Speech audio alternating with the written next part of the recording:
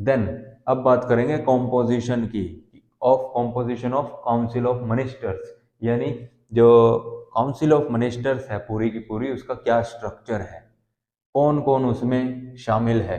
देखिए, ये पूरी की पूरी काउंसिल ऑफ मिनिस्टर्स है, ठीक है। इसमें जो मेन अथॉरिटी है, जो हेड है काउंसिल ऑफ मिनिस्टर्स का, वो प्राइम मिनिस्टर है, ठीक है। प्राइम मिनिस्टर ये मेन अथॉरिटी है। प्राइम मिनिस्टर के एडवाइस पर ही प्रेसिडेंट जो है वो प्राइम मिनिस्टर के एडवाइस पर ही पूरी की पूरी काउंसिल ऑफ मिनिस्टर्स और अदर मिनिस्टर्स को अपॉइंट करते हैं, ठीक है। तो प्राइम मिनिस्टर मेन न्यूक्लियस है, ठीक है। देन प्राइम मिनिस्टर्स के बाद जो सबसे महत्वपूर्ण और उसके सबसे करीबी और जो सबसे सीनियर मिनिस्टर्स होते हैं वो है कैबिनेट मिनिस्टर्स, ठीक है। तो इस कैबिनेट मिनिस्टर्स के समूह को कैबिनेट भी बोल दिया जाता है, ठीक है। ये जो कैबिनेट मिनिस्टर्स होते हैं इनके पास, ये एक तो सीनियर होते हैं, दूसरा इनके पास सबसे इम्पोर्टेंट महत्वपूर्ण मंत्रालय होते हैं, मिनिस्ट्रीज होती हैं, जैसे defence ministry, external affairs ministries यानी foreign affairs ministry, home home affairs ministries, finance ministries, ठीक है। ये जितनी महत्वपूर्ण जो मिनिस्ट्रीज होती हैं वो कैबिनेट मिनिस्टर्स के पास होती हैं, इंडिपेंडेंट चार्ज होता है इनके पास।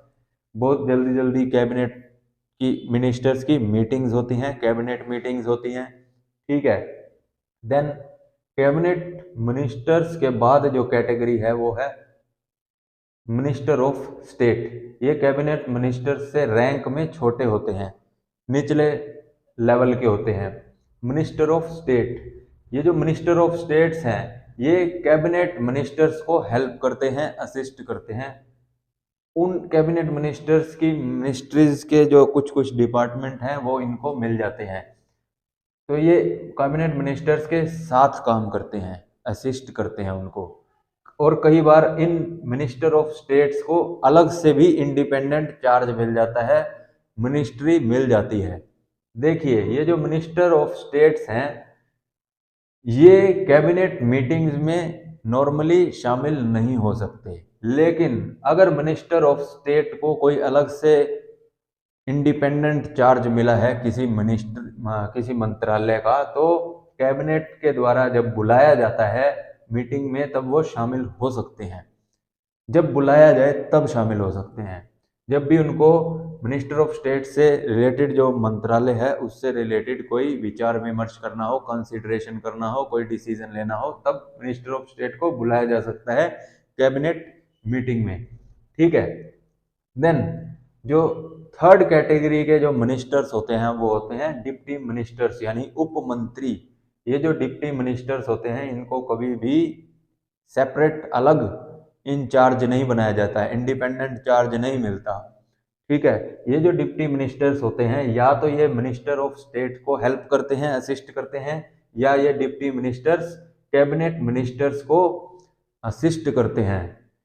ये कैबिनेट मिनिस्टर्स सीनियर मिनिस्टर्स के पॉलिटिकल ड्यूटीज को, पार्लियामेंट्री ड्यूटीज को और एडमिनिस्ट्रेटिव प्रशासनिक ड्यूटीज को, कर्तव्यों को पालन करने में उनकी हेल्प करते हैं, असिस्ट करते हैं, ठीक है। इनको कभी भी सेपरेट चार्ज नहीं मिलता, कोई मंत्रालय नहीं मिलता, ठीक है। ये इसी के काम को देखते हैं और बड़े बड़े मंत्रालयों के जो छोटे छोटे अलग जो डिपार्टमेंट है उनको ये संभालते हैं, ठीक है। ये जो होते हैं डिप्टी मिनिस्टर्स ये कभी भी कैबिनेट मीटिंग्स में शामिल नहीं हो सकते, ठीक है।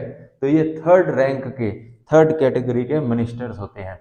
इसके बाद एक और कैटेगरी भी है पार्लियामेंट्री सेक्रेटरीज। ये भी काउंसिल ऑफ मिनिस्टर्स का ही पार्ट होते हैं और सबसे लास्ट लेवल के, लास्ट कैटेगरी के ये पार्लियामेंट्री सेक्रेटरीज होते हैं। ये पार्लियामेंट्री सेक्रेटरीज हेल्प करते हैं कैबिनेट मिनिस्टर्स को उनकी पार्लियामेंट्री ड्यूटीज को हैंडल करने के लिए, उनको असिस्ट करने के लिए हेल्प करते हैं, ठीक है।